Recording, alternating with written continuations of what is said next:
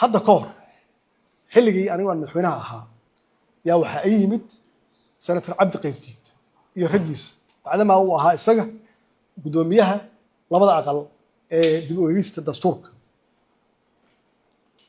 cabdi qaybdiid wuxuu igu yiri waa dhammaystirnay, senator cabdi qaybdiid wuxuu yiri waa dhammaystirnay, hawshii waa noo dhammaatay, waxaa noo harsan inta keliya oo loo baahan yahay in laga heshiiyo oo ah siyaasad oo ay ka wada hadlaan oo ka heshiiyaan dowladda dhexe federaalka iyo dowlad goboleedka.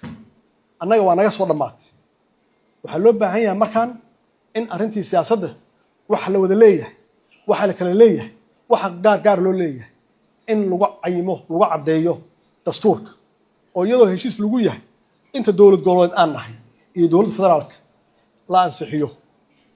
waxaan ku yidhi dee 5 dowlad goboleed keliya Soomaaliya ma aha, waxaa ka maqan qayb muhiim ah, dhul iyo dad qiimo badan oo Somaliland la yiraahdo. ma iyagoo maqan yaan dastuur dhammaystiraynaa?